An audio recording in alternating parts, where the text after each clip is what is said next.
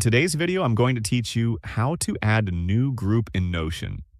This guide is designed to walk you through the process in a clear and natural way, so even if you are still getting familiar with Notion, you will be able to follow along without any confusion. Creating groups is a great way to keep your pages organized, especially when you are working on projects that involve multiple tasks, ideas, or categories. To get started, make sure you are already inside the Notion page where you want to add a new group. Once you are on the correct page, look for the Settings option within that page. This menu plays an important role because it allows you to control how your information is displayed and organized. Clicking into Settings opens up several customization options that help tailor the page to your workflow. Inside the Settings menu, focus on the Layout options. Adjusting the layout is a crucial step when preparing a page to properly support groups.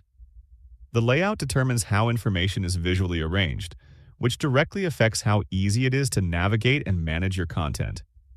When everything is laid out clearly, it becomes much simpler to work efficiently and keep things organized. From the available layout choices, direct your attention to the board layout. This is the layout we want to use when creating a new group. Go ahead and select the board option. Board layouts are especially useful for visual organization and are ideal for interactive or collaborative projects.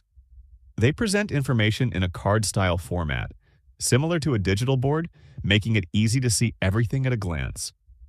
One of the biggest advantages of using a board layout is flexibility. You can drag and drop cards, rearrange items, and visually group related content together.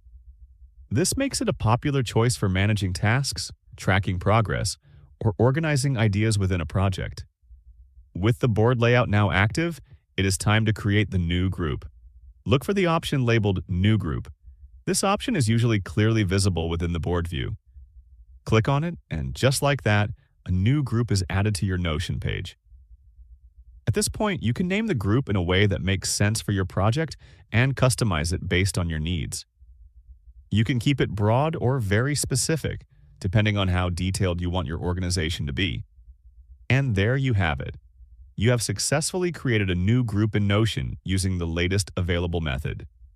You can repeat this process on other pages whenever you need better structure or organization.